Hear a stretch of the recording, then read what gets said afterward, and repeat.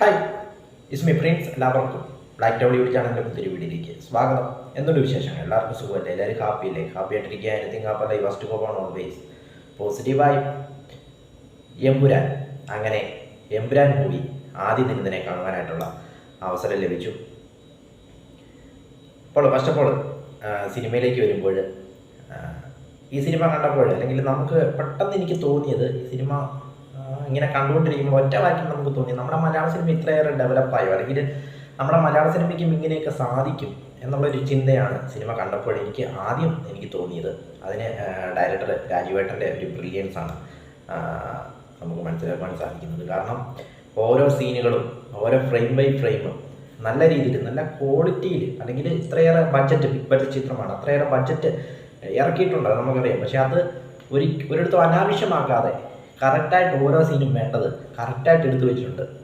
നല്ല ക്വാളിറ്റിയാണ് ഈ സിനിമയുടെ എടുത്തു പറയേണ്ട കാര്യങ്ങൾ. നല്ല ക്വാളിറ്റി മേക്കിംഗ് ആണ് ഈ സിനിമയ്ക്കുള്ളത്. നല്ല റിച്ച് വിഷ്വൽസും കാര്യങ്ങളൊക്കെ നല്ല നമ്മളിങ്ങനെ വൗ എന്നുള്ള രീതിയിൽ വൗ ഫാക്ടർ അടുപ്പിച്ച് അങ്ങനെ തിയേറ്ററിൽ ഇരുത്തുന്ന ആ ഒരു ക്വാളിറ്റി മേക്കിങ്, അത് രാജുവേട്ടൻ്റെ ഒരു ബ്രില്യൻസ് ആണെന്ന് പറയാം. എമ്പുരാൻ ആദ്യം തൊട്ട് അവസാനം വരെ, തുടങ്ങുമ്പോൾ തൊട്ട് തീരുന്നിടം വരെ ആ ഒരു വൗ ഫാക്ടർ ഇങ്ങനെ രാജുവേട്ടൻ്റെ ആ ഒരു ബ്രില്യൻസ് നമുക്കിങ്ങനെ കാണുവാൻ സാധിക്കും. Frame by frame, scene by scene എമ്പുരാനിൽ. അതോടൊപ്പം നമ്മുടെ ലാലേട്ടൻ്റെ കാര്യം പറയുമ്പോൾ അദ്ദേഹത്തെക്കുറിച്ച് പറയേണ്ട കാര്യമില്ല.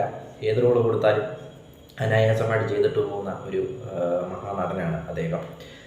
അപ്പോൾ ഇതിൻ്റെ ഒരു സംഭവം എന്താണെന്ന് വെച്ചാൽ, ഫസ്റ്റ് ഹാഫ് ഇങ്ങനെ പോകുന്നു, പക്ഷേ നമുക്ക് നമുക്കൊരു തൃപ്തി അങ്ങോട്ട് വരുന്നില്ല. അല്ലെങ്കിൽ നമുക്കൊരു സ്റ്റോറി ബേസ് ഇങ്ങനെ കാര്യങ്ങളൊക്കെ ഇങ്ങനെ ബിൽഡ് ചെയ്ത് പോവുകയാണ്. പക്ഷേ നമുക്കൊരു ലാലേട്ടൻ്റെ ഒരു ഇത് നമുക്ക് കിട്ടുന്നുണ്ട്. പക്ഷേ സെക്കൻഡ് ഹാഫിൽ ഇൻ്റർവെല്ലിന് ശേഷം ഒരു ജംഗിൾ ഫൈറ്റ്, അതോടെ കാര്യങ്ങളെല്ലാം പൂർത്തിയായി. ഒരൊറ്റ ജംഗിൾ ഫൈറ്റ് കണ്ടപ്പോഴേ എനിക്ക് തോന്നി, ഇത് ഓക്കെ, ഇതിന് മേളിൽ വെക്കാനൊന്നുമില്ല. ഓക്കെ, കൊടുത്ത കാശിന്, അല്ലെങ്കിൽ നമ്മൾ മുടക്കിയ പൈസയ്ക്കുള്ള ഇത് നമുക്ക് ആ ഒരു ഒറ്റ ഫൈറ്റിലൂടെ നമുക്ക് കിട്ടിയെന്ന് പറയാം. മുണ്ട് മടക്കിയിട്ടുള്ള ആ ഒരു ഫൈറ്റ് ഫുള്ള് റൊമാൻറ്റിഫിക്കേഷൻ്റെ പീക്ക് ലെവലായിരുന്നു പറയാം ആ ഒരു സീൻ എന്ന് പറയുന്നത്. ആ ഒരു സീൻ കണ്ടപ്പോൾ തന്നെ ഓക്കെ, ഹൈപ്പിനുള്ളതായി, അല്ലെങ്കിൽ നമ്മൾ കൊടുത്ത പൈസയ്ക്കുള്ളതായി എന്നാണ് എനിക്ക് പിന്നീട് മൈൻഡിൽ തോന്നിയത്.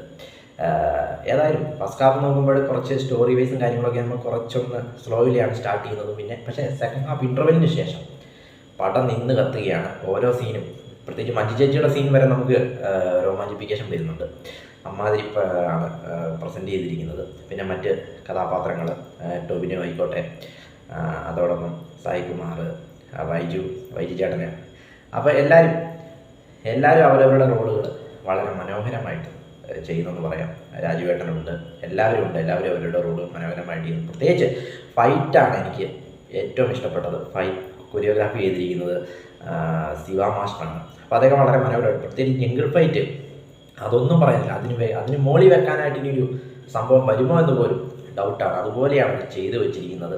പ്രത്യേകിച്ച് ആ കൈ ഇങ്ങനെ കാണിക്കുന്നത്, പാടാന്നുള്ള ഡയലോഗാണ്, പക്ഷെ കൈ ഇങ്ങനെ കാണിക്കുമ്പോൾ നമ്മുടെ ഓഡിയൻസാണ് പാടാന്ന് പറയുന്നത്. അത്രയേറെ റീച്ചായിരിക്കുകയാണ്. അതാണ് രാജുവേട്ടൻ്റെ ഒരു വിജയം എന്ന് പറയുന്നത്. ഈ സിനിമയ്ക്ക് അത്രയേറെ ഓഡിയൻസ് ആ ഡയലോഗ് പറയുന്നു. അതൊക്കെ നമുക്കൊരു തിയേറ്ററിലൊരു പീക്ക് എക്സ്പീരിയൻസ് ആയിരുന്നു എന്ന് പറയാം. കാരണം ഇത് മസ്റ്റ് വാച്ച്, തിയേറ്ററിൽ തന്നെ പോയി കാണേണ്ട ഒരു സിനിമയാണ്. കഥ അവസാനിക്കുന്നില്ല, അതോടൊപ്പം അടുത്ത ഭാഗം വരുന്നുണ്ട്. അതിൻ്റെ ലീഡ് തന്നാണ് സിനിമ അവസാനിപ്പിക്കുന്നത് തന്നെ.